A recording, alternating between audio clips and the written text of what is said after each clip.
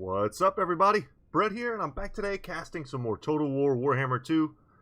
We've got a good one. Evil Sun's Big Mech, channel subscriber. Going to be going up against Exo Patriotic Chaos. That's a cool name. It's going to be Wood Elves versus High Elves. He sent this replay to me titled Wood Elf Rush. And you can see right off the bat where he's clicking. Alright, let's slow-mo it, guys. This is going to be a good one. This is a very awesome, well-rounded army. The only thing it's missing is a caster, and I'll get into why that's important in a little bit. But Dryad frontline, decent armor, magic attacks, and physical resistance. Pretty much everything you need to know about Dryads.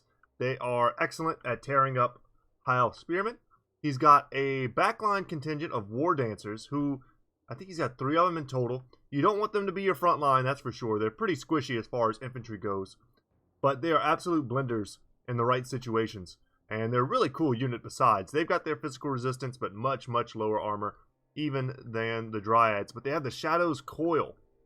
So, at the cost of attack, you can give them defense. It's hard to know when to use that ability, but it does come in handy from time to time. We've got another line of infantry in the back to protect from any type of crazy skirmishing stuff, and that's going to be Eternal Guard. So, Wardens of Sithril here, they are unbreakable. They're the regiment.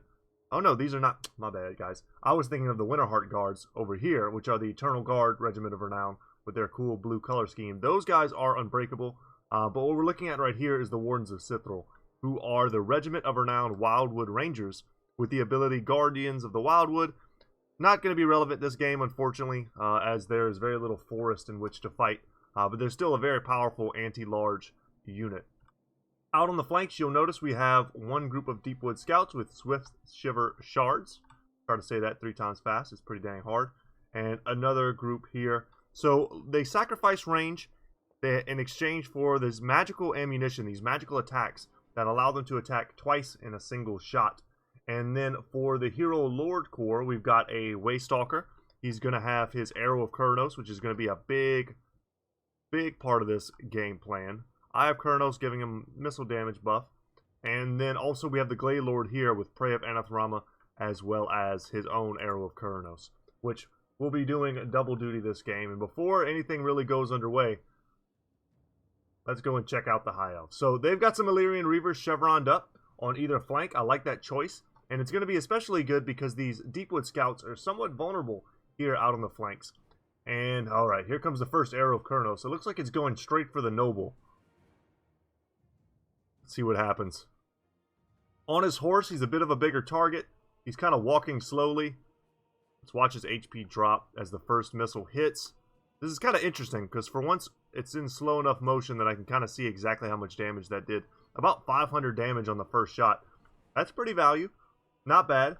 So a front line of spearmen here. 1, 2, 3, 4, 5 to hold the front line. And in the center here we have the Scions of Mathlon, who give an AoE ward buff as long as you have a certain amount of mana. I think it's higher than 50%.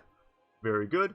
So, pretty cool pick here. They're kind of expensive for what they do, but I like them as a unit very much. And as a Regiment of Renown, they're borderline unbreakable with 93 leadership.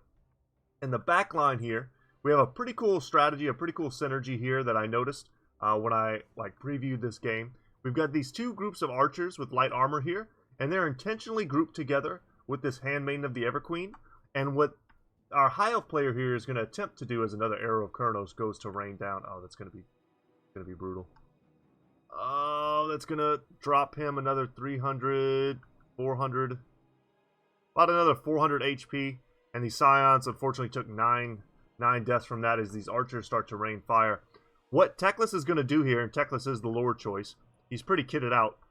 He is going to attempt to use a Flaming Sword of Ruin, giving magic damage as well as fire damage, which just drives the effectiveness of these archers.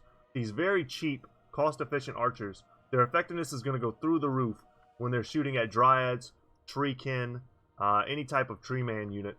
It's going to make them amazing. And the Handmaiden of the Everqueen already has flaming magical ammunition. And on her horse, she's a mobile threat. She's got anti-large. If she needs to fight in melee, she pulls out her halberd and she goes to work. And I think that's about it. Oh no, how could I forget, guys?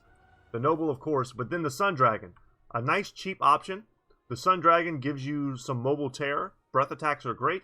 and just, you know, a big body that you can pump all of your heals into. You can let him tank. He can be anywhere on the battlefield that you need him to be. I like the Sun Dragon probably more than the Star Dragon, if I'm being honest. The gold that you save allows you to bring another unit of archers, for instance, and that is, in my opinion, usually a more value pick. Now, the Illyrian Reavers are finally coming in. This group here got noticed and spotted. I think they've both kind of been spotted. It's just whether or not they're going to be able to get onto their respective targets. The Flaming Sword of Ruin, and we're going to un-slow-mo this in just a sec. But there's a lot going on here that I think is tactically awesome and worth covering. So here we go. Their missile damage is boosted as well as giving them those on-hit effects. And the Dryads are going to basically melt whoever they target. Let's go. Alright, these Illyrian Reavers managed to make it in. But however, Eternal Guard managing to screen, and this group is going to get pushed off quite handily without much damage there. But with the support of the Sun Dragon, this other group is going to have a hard time. Eternal Guard and Wardens of Sithril are going to be booking it across the battlefield to try and get here in time. Illyrian Reavers with chevrons are much more formidable than otherwise. They would probably be running already if they didn't have those chevrons. These light archers shooting into the back. War Dancers mixed with Dryads going to tear up these spearmen. I mean, that's exactly what they're meant to fight. Oh god, a fiery convocation. It's going to be brutal. Oh no. That absolutely destroyed a group of War Dancers here and Spearmen. And that was from a net of Amnitox that locked these units down long enough for Teclis to get that cast. A beautiful cast. Something that I noticed when I watched this originally was that both players are playing at a very high level. Lots of different strategies taking place. Deepwood Scouts are going to be counter-skirmishing these archers, focusing them down. These archers are trying to aid the Sun Dragon in this fight, but once the Wardens of Sithril showed up with their bonus versus large, it was no longer a good place for the dragon to be. And that Arrow of Kurnos is going to drive off the Sun Dragon. A few parting shots. He's got a little less than 800 HP, and they'll be trying to drive him off. We'll kind of keep an eye on him, watch, see if he goes off the battlefield. I think he just took another hit. He sure did. And these Eternal Guard, the Winterheart Guards, they're going to be chasing down these archers, trying to remove that threat. But an interception here from the Handmaiden and from Teclis, who are going to be trying to peel for their archers so that they can get more value. And this is great.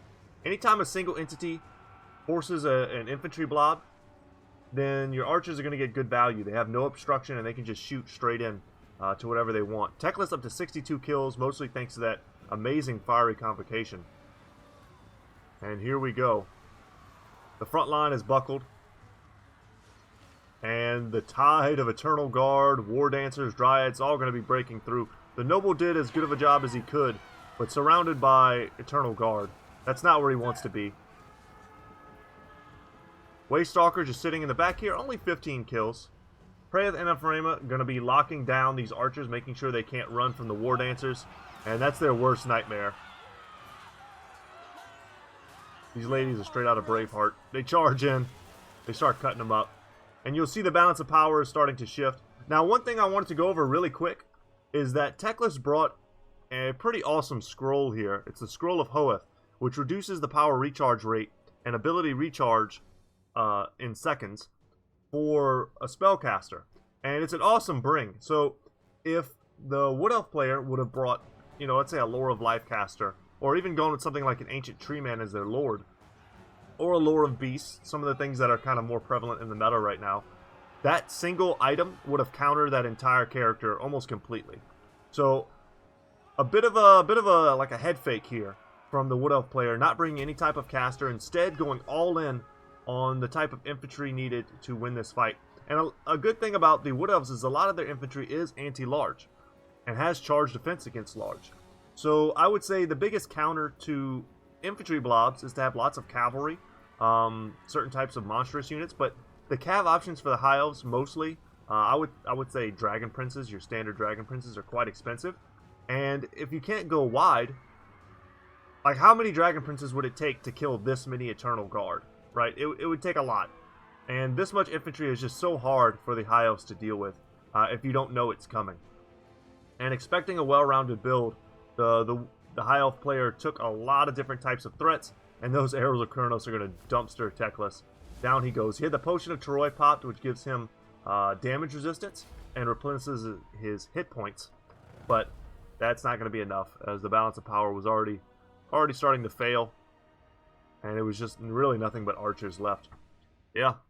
I would say in most battles, 5 spearmen as a front line is probably enough. I think maybe taking a noble and a handmaiden was a bit too cute. And I don't believe you need the light armor on these archers. If I was going to break down these builds and criticize them just a little bit, for general optimization, not necessarily to be better in this battle, because hindsight's always 20/20.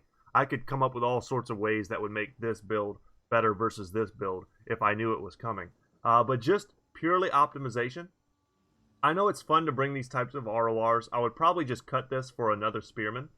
I would also get rid of the light armor archers. I would still bring the archers. I think that's a good pick.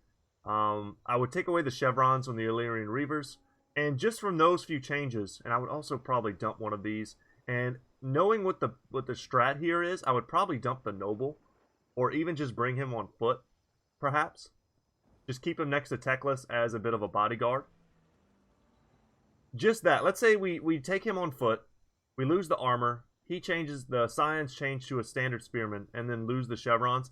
And I think that gives you about enough gold. And drop the scroll probably as well. That was a good choice, but maybe a little too cute. Those few choices there probably give you enough gold to get maybe like, I mean, it depends on what you want to bring. I could see white lions being great, like a single unit of white lions, or just about enough to bring another archer and another spearman, or another archer and another Illyrian Reaver. It gives you so many more tools for map control that allow you to execute your game plan of holding the enemy in place and taking them apart with your archers and your Sun Dragon. Now, obviously, the loss of the Sun Dragon so early was pretty detrimental to this build. Only 19 kills, never got a chance to use its breath attacks. That could have got a lot of value. But being caught out by the Wardens of Sithril was definitely not good. And these Deepwood Scouts were able to get their value. War Dancers able to chew through units. And the Arrows of Kurnos this game, I think, were really the MVPs. They made it so that that Noble was borderline combat ineffective before the battle even started. And then in the end there, they really prevented any type of return for the Sun Dragon. They drove him off. They took a big chunk of his HP and ultimately broke him. And then at the end there, when Teclis was trying to rally, they sent him off the battlefield. So thank you, Evil Sun's Big Mech, for sending me another cool replay. I've got some more coming in soon before the DLC drops tomorrow. I'm super excited about it. Hopefully you guys are too. I'm still debating whether or not to do a Clan Eshin or Malice Darkblade campaign, or even a Response playthrough, honestly. A lot of people are, that had early access have already done both, or all three rather. But I feel like Clan Eshin might be a little underrepresented, and that to me makes me want to play them. I love Skaven. I like playing as thematic Skaven builds, and the Clan Eshin units are kind of my favorite in the whole Skaven roster. So I'm leaning towards them right now, but we'll see. I might wake up tomorrow and have a completely different opinion. So you never know. But anyway, guys, thank you so much for watching. I hope you enjoyed today's video. If you like, feel free to join the Discord. The link is in the description down below. Leave a comment, like the video, subscribe, all that good YouTube stuff. Thank you, guys. And as always, I'll see you in the next one. Later, y'all.